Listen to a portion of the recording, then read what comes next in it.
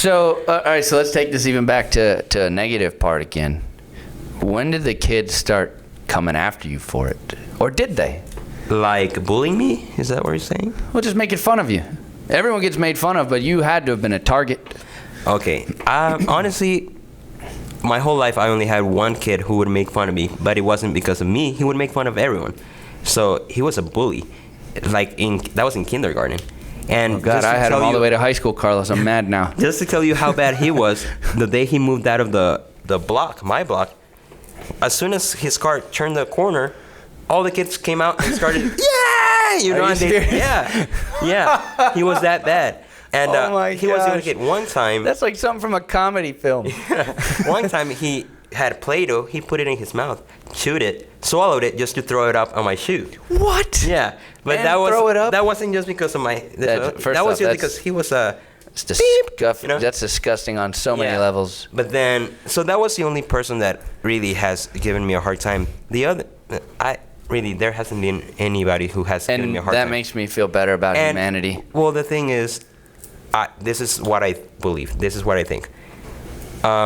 If you make people think or believe that you can do things better than they can, they're not going to make fun of you. They're going to look up to you. And that's what I have always tried to do, you know? So why couldn't I have been your friend when I was a kid? Because you were too young. I grew up thinking that I was worthless and couldn't do anything. And the kids reminded me of it every day. Yeah, but I mean, if you take like a person in my school and me, and I have better writing than them with no hands. Which he did, by the way. His handwriting. I was telling my students today. Yeah. I'm like, his handwriting is better than all of y'all. Yeah, so they're not going to make fun of me because I should be making fun of them, I should have just been the best at everything like I am now. You have to That's why Bachman hates me. You have to try to be... Okay, maybe not be better than people, but at least make them believe that you are better than them. Just so that made me happy, because I was expecting some horrible stories. No. Thank God I don't have anything to tell you about that. I'm sorry, because you were probably thinking to spend 20 minutes on that. No. We're doing fine. No, I wasn't looking for the long thing. I just get to put a little check mark on my paper. Yeah, but no, I have never had any problems with that. Yeah. Good. Hopefully we're better people. Yeah. Those a-holes when I was a kid.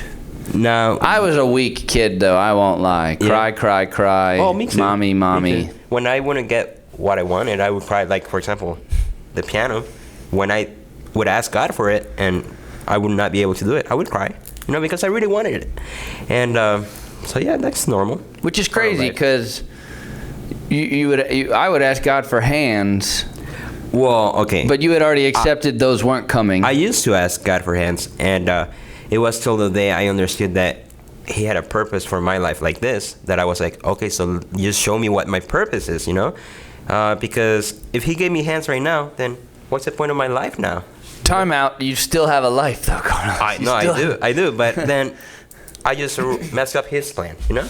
So we discussed this in class years ago, so I'm going to ask you the same question. Okay. With technology, they've already reattached a young boy's hand up at New York. Do you think you'd even be able to use them? I would be able to use them and probably get used to them, but would I try to do it? No. You wouldn't want them? No. That's a different answer than you gave me.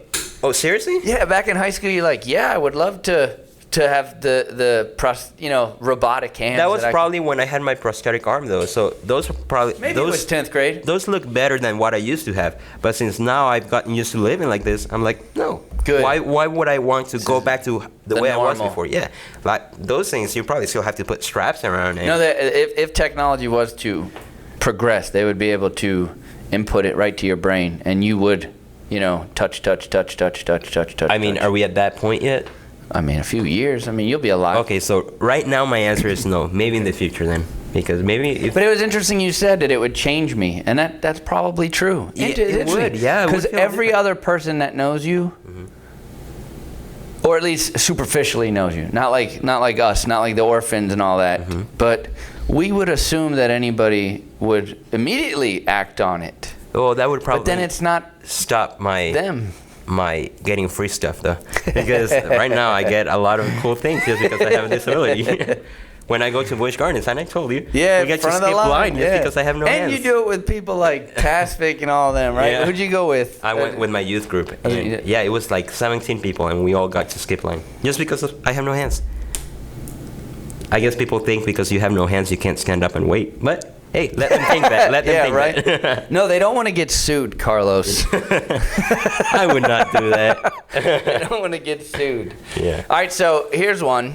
Describe your worst day, and then describe your best day. Now, you touched on it before, but give it a good thought.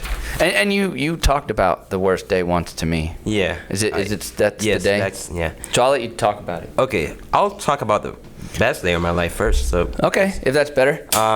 Well, I would think the best day of my life was the day of the prosthetic arm. But since we already talked about that, I'm going to tell you.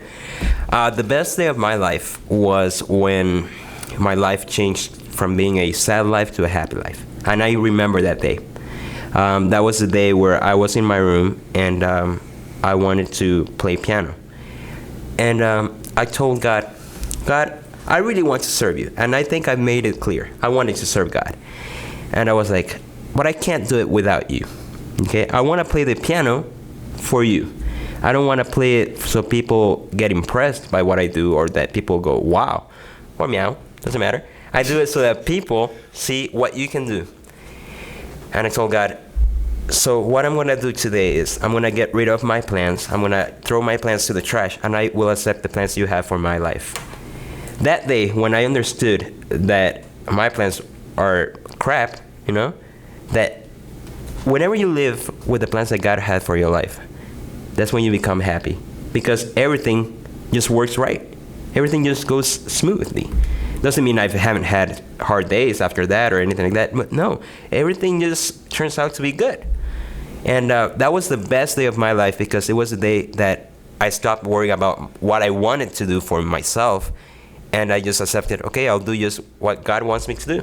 And that was the best day of my life because since that day, my life changed 180 degrees. I was, instead of looking like down, I was now looking at a good life. And God is letting me and allowing me to have a good life. And how old were you? I was 13 when I did that. So that was the best day of my life. Now, going back to the worst day of my life, that was even after I did that, after that day. So that's why I said, ups and downs. After that, we still have bad days. But the worst day in my life actually wasn't just a day. It was a time period in my life. It was like about 2 months. And that was here in school in Jefferson. And I was still going through a lot of things like, what are people going to think about me without my prosthetic? That was before I decided to not wear my prosthetic arm. So I had a lot of pressure in my life just because of the fact that I was so concerned about what people would think about me. And also, what would stress me a lot is I would wake up every morning, and every time I wake up, I would think, okay, I know today I have to do this. I'm going to try to do it this way. If I can't do it that way, I'm going to have to try it this way. Okay, I know after that I'm going to try to do this, so I'm going to do it this way. I would have to think about what I was going to do the whole day and plan ahead. Okay, like, okay, I know I'm going to go to the gas station before, so I need my money, so I'll put my money here, and then I'll grab it like this. I'll have to get that from the back of the car, so I leave it unlocked. So I would have to think everything. Once I wake up, I would plan my whole day. And that would be very stressful. So I got to the point where after doing that for years, I was like, I felt a lot of pressure on me because I was like, it's hard to live with no hands. And honestly, it is hard to live with no hands. I know it might seem like everything has been perfect, but no, living with no hands is hard. So then it got to the point when I was here at Jefferson that I was feeling strange. I was feeling like it wasn't me. And I wanted so bad to become myself. I wanted so bad to show people who I was. I wanted to become free. And so I felt like I was trapped. And it got to the point, that one day where I was in your class, and I just started crying. And I started crying, and as soon as you saw me crying, you stopped class, you took me to the other room, and you looked at me, and I was crying, and all you did was hug me. Just for a whole minute, you just hugged me really hard, really tight. And then we started talking about what was going on, and I told you, and things that led to this day were that I wanted to have friends, and but I couldn't because I couldn't be myself. So every lunch period, I would just go to the restroom and sit there for the whole lunch hour and just cry. I would cry because I wanted to be set free so bad. I wanted to just be myself. So then after doing that for months, it led to that day where I just couldn't hold it anymore. So I was crying, and you were there to support me. And I have told my mom this. In fact, I just told her about this like about a month ago. She didn't even know. Nobody knew that I was going through all of that. So that was the worst day of my life, just because that's what everything led to. And then after that, it took a while to get better. It's not that when I went to bed that night in the morning I was better. No, it took a while. But that was the worst day of my life, just because I was so confused. I was confused about who I was and confused about what I was supposed to be doing. And it's crazy. I don't remember the crying part, which is crazy. But we were discussing, and I said, but I do remember this day where you had come to this conclusion that you'd never be able to be an actor. For some reason, I wanted to do that. And you told me it was the same day. Yeah, it was the same day. So we remembered this completely different. This idea, I was thinking of your dreams, in my mind, probably being shattered. Oh, well, that's probably what I told you, because that was it too. Like I told you, I didn't know what I was supposed to be doing. And I told you you'd have to be a character actor. Yeah. There's plenty of movies that would. And you even looked up information and everything. Really? Yeah, you gave me like a folder with acting for this. This is when you think back and you're like, was I a better person than I am now? Like, well, no, you're a great person. I mean, I don't remember. Yeah, it was that same day, and I guess it was just so many things going through my mind that I just told you one of the things that I wanted to become an actor. But that was probably not exactly what was going through my. That was just what one I of told, the things. Yeah. But yeah, that was the worst day of my life, and you were there.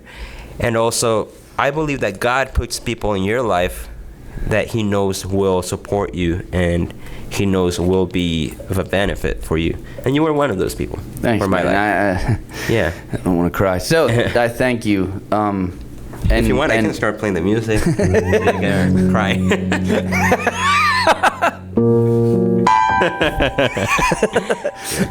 Just to prove to you guys it's down there still. Oh, yeah.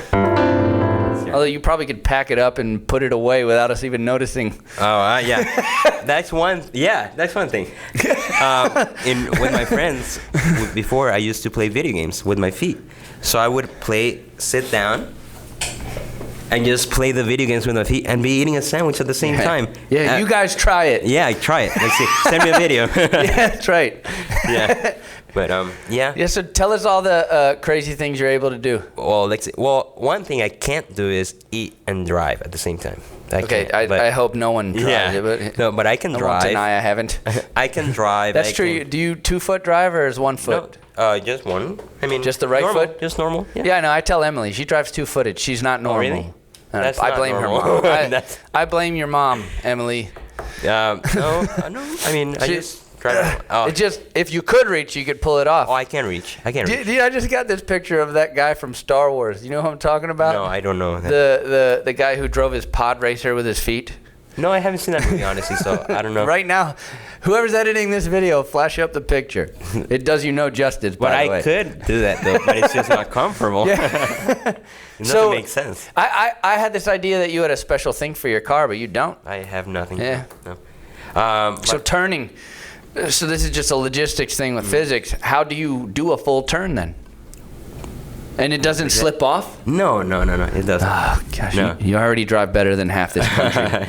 No, it doesn't, not at all. In fact, I almost got in an accident 2 days ago, though. Really? Yeah, and I don't know if you want me to tell the story. Yeah, tell it. Okay, it wasn't gonna be my fault though, but so I was. It's the Hispanic drivers, man. I'll tell you. No, but I was going to HCC, and there are 2 lanes to go straight, and then after the light, the right lane becomes a turning lane.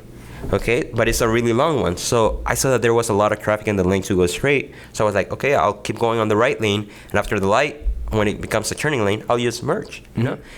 And I was like, okay, I'm gonna do that. So I was driving, and then at the last moment, I was like, nah, I'll just wait behind this car, and I stopped in the left lane. The car who was behind me, passed me and took my place. Right when she passed the red light, bam! Another car hit her. And when I saw that, I was like, oh my God, Hey, I started that's one shaking. of those moments. Yeah. Like, So I pulled over next to them, and when I saw her car, the girl who was behind me, her car was smoking. I don't think it was fire. It was probably just the water, you know. But it's still, I went up to her and I told her, hey, get down, you know, like, and it wasn't that bad until I realized, holy cow, that was your gonna car. be me. Yeah. That was gonna be me. And I don't even know why I moved to that lane, because I had already set my mind to go straight. It was just at the last moment that I moved, and I was like, at that moment I was like, I should have gone straight. And right when I said that, the car gets hit, and I was like, oh my God. Pending, and I hope it never happens. But if it does, and you ever in like a fender bender, I would. That's why I carry a bottle of ketchup with me, so I can pour it. I want you to. Oh my God, my arm! Pull the sleeve and be like, look what you did! Look what you did! Yeah. It's horrible. Why do our brains go this way? I don't know. You think it's funny? I love how comfortable we are, Carlos. Oh, yeah. I miss having you in class for the colorful humor we always used to throw around. We used to always make fun. You used to be uncomfortable at the beginning. Well, okay, so I'm going to tell you a story that I told my students. When I talk about the metaphor I use for the Treaty of Versailles, and you were in class, and so I'm standing up there saying, yeah, think of Germany like an artist, and not only... I remember. Not only are their arms cut off, they now have to paint a masterpiece after the war with their feet. And then I turned to you and I was like, in my mind, I'm like, oh shit. Yeah. I was like, Yeah. and the only thing was, it was towards the end of the year, so it wasn't as bad. If it had been like the second week of school, I would have walked out and been like, hey, take my job. I know there was another time where somebody was talking to you about somebody having another arm, like being born with 3 arms. And I was like, oh my God, tell him to give me one. You know? I can't, but that would be cool. Not fair. Not fair. Yeah. But yeah, so I can drive, I can eat. You know, I write either with my feet or with my arm. I can use scissors with my feet. Scissors? Yeah. Both of them? Because What do you mean, both of them? if you can do scissors on the same foot. Yeah, on the same foot. What the heck? Yeah, on the same foot. Oh, yeah, just. All right, I'm floored. Let's see. Thought I knew everything. I don't know. I mean, I can pretty much do anything you can think of. It might just take me a few more seconds to do it. But I can. But apparently you type faster, which Yes, I pisses type me pretty off. I've got 10 of them, and you're probably faster than me. Another benefit I get is when I go get my nails done, I get a 90% discount, right? Bravo. I just pay Bravo. 10%. I don't know. Some of those Vietnamese people be like, no, same price. Yeah, same price. Yeah. Or she'll probably be checking, where are you hiding them, you know? We'll throw in the pedicure. Yeah. Oh, gosh. Yeah, it just got pulled off YouTube for that joke. Yeah, Sorry. probably. That's not good. We can probably cut that. I'm not cutting anything. So, were there any moments where you wished it was over? Like my life was over?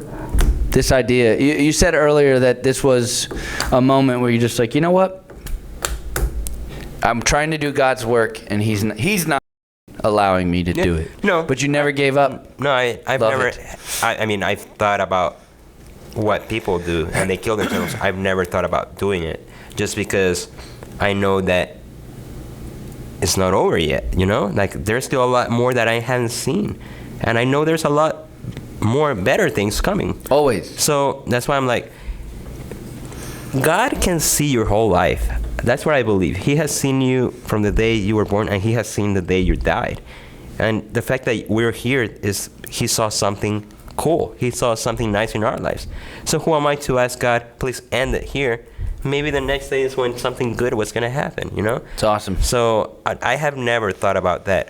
Now, what I have always asked myself is why, you know? But I mean, that's something that everyone asks themselves. So Yeah, I think you know, for the most part, and your why might have more weight. Mm-hmm. But I remember the discussion we had is like every single human on Earth, no matter who they are, I guess wonders why they're here, what they're gonna do, you know, and I guess your message, because that's what I'm getting from it, and you can correct me, is just life is awesome and we're all here for a reason. Yeah, we are. And it's not that I was just, I wake up that one day and I had that idea in my mind. No, I read the Bible. And in the Bible it says, God sent you to the world so that people may see his power through you. And when I read that, that's when it became so clear.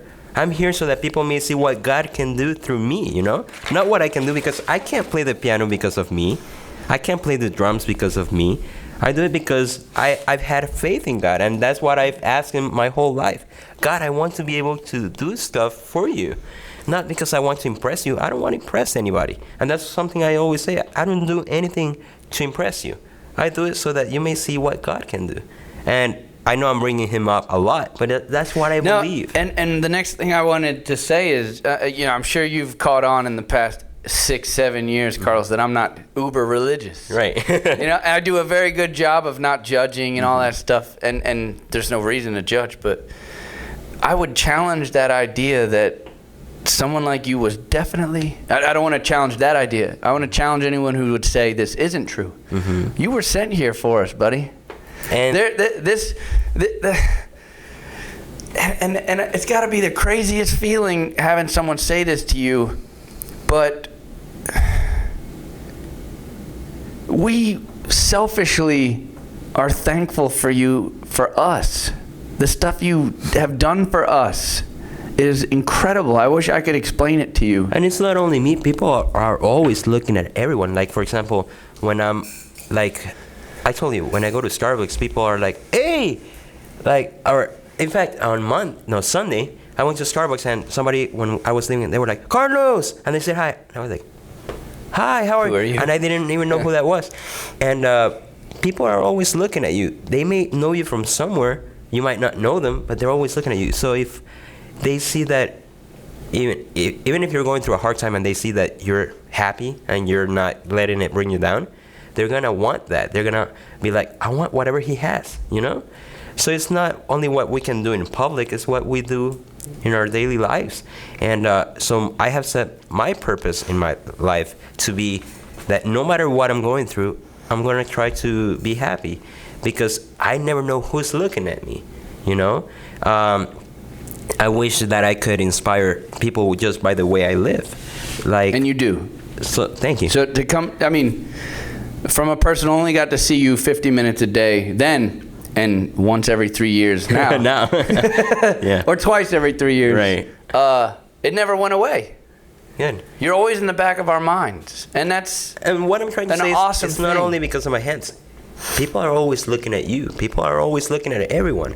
So if they see that we act, like for example, Christian people, for example, if they go to church and in church they're like all holy and they're like so Christian, but as soon as they go out, they're like a regular person, you know, people are gonna be like, okay, that's not what I want for my life, right? So what I try to do is to be the same way that I act in church to act outside in my regular life, because I'm trying to show people what God can do through my life, you know? How do you carry the weight? Because you know it's going to get bigger. You know that. Yeah. The person you are, and the aura that you provide, mm-hmm. and what you do for someone, that selfish thing we have, which is, how awesome is Carlos? I have to be awesome too. That is a power. It's a choice. It's a choice. And you're okay with this weight? Yeah. Well, I'm not carrying it though. Like all this, I'm not doing it because. Well, I had to carry that in today. By the way, it's heavy as hell. It is heavy. And he could have carried it, but I think if I had let him walking through the parking lot at Jefferson, I would have looked like the biggest douche in the world. Yeah. So it's a choice. So I have made a decision in my life to be positive about things, and. Just because I want people to see that it's possible, I guess. And you've already seen a growth in the number of people that follow you. Yes, in the last years. Yeah. Yeah. I've been doing this. Let's see. I've been talking to people, like in front of people, for 7 years now. I started when I was 14. So, at the beginning, it was kind of bad, but just because I wasn't used to it. But now I go to different places, and I go to a lot of different places just to do this. And it's not. I'm not trying to get people to follow me or to, I'm trying to show them, like the Bible says, to show them what God can do if they really want a change in their life. That's what, with my best friend, what we always say is, if you want a change in your life, dare God and tell him, go to your room and be like, God, I want change in my life. Do something. And if he doesn't do anything in your life, you can come back to us and we'll stop doing what we do. Because we are so sure that God will never disappoint you. Doesn't matter what you ask him. Of course, don't be like, oh, kill this person because, But like... My brother's still alive, so it doesn't work. Yeah. So, I mean... Sorry, Billy. I know that... So that's why I think I'm not carrying this. I know that God is the one that's doing everything for me. Now, all I have to do is breathe and wake up every morning, right? And I believe that God is the one carrying all my weight. Now, he does say, wake up every morning and carry your cross. Is this my cross? Maybe, right? But we all have to do that. So I don't think it's fair because, look, this is my normal, like I was saying. There are a lot of things that happen to people that are a lot worse than this, like people with depression. Is that a choice? I don't know. I've never been depressed. Yeah, But, you talked about being depressed. Maybe you were. But I don't know if that was being depressed because I came out of it. Or at least it was really easy for me to come out of it. But there are people who are depressed and they don't know what to do. So I think that's a lot worse than what I'm going through. So that's why I'm like, this is nothing. This is a blessing for me. Like I told you, I get a lot of cool things because of this. And it's just by living my normal life. So it's a blessing. Because this doesn't stop me from doing anything. I can do whatever I want. And at the same time, I get a lot of benefits from this. So it is a blessing. It's not a disability. And I amplify the blessing onto those of us around you. Because, when we talk about, a kid without arms, the things we do as humans with most of our senses, you've defeated it, you've owned it, you excel at you. You give us such a promotive force when we're around you that you make us better people.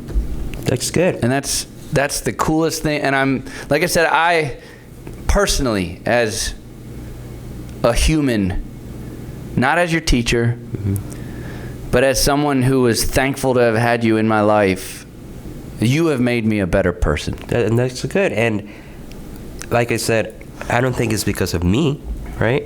It's just because I'm letting myself being used by God, And I don't know what you believe in. I don't know. But what I tell you is not something I just say. It's because I truly believe it, If you let God do something in your life, it's not going to be to become something worse. It's going to be something good, And that's the way I live life. Just living every day, just trying to do my best to live a good life for God. Not for me, because who am I to deserve a good life? What did I do? Carlos, you're awesome. But what did I do to deserve a good life? I didn't do anything. You've been a great person your whole life, Carlos. But why? Because God has been good to me, right? Although, even though sometimes when we ask for something, the answer is just no, right? Sometimes it's just no. So I guess you kind of have to learn to accept that as well. Because, yeah, sometimes the answer is going to be no. Like when I asked God for my hands, the answer was no. But now I understand that it was because he had a perfect plan for my life, It would be, what use would it be to have sent me like this and then just give me hands? Nothing, just a few years of suffering, right? But no, I think there's a greater purpose for this. And not just for this, but for anything that happens in our lives. And, since I have believed this since I was like young, it's kind of hard or awkward to talk to people about this when they're older because they're like, that's a kid talking to me, I don't know. I just do it because that's truly what I believe. So, Carlos, man, I love you to death. I love you too, Boyko, and I have told my parents this. You were the best teacher I've ever had, and one of the best persons that God has sent to my life. Thanks, man. Yeah.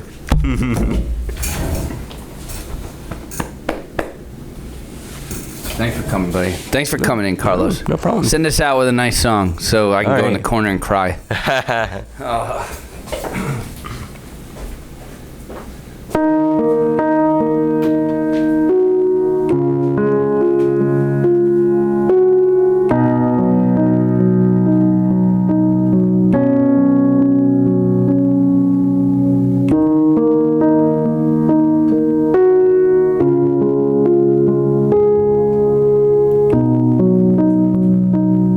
Is that it? It's finished. No, not yet. We can just fade it out.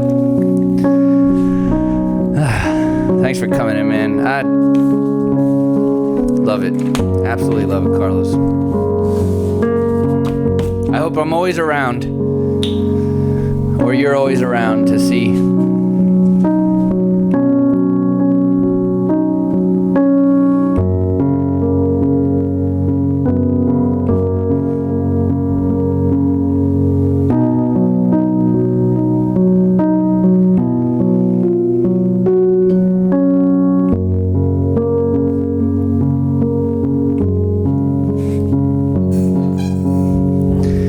Thanks for watching, everybody.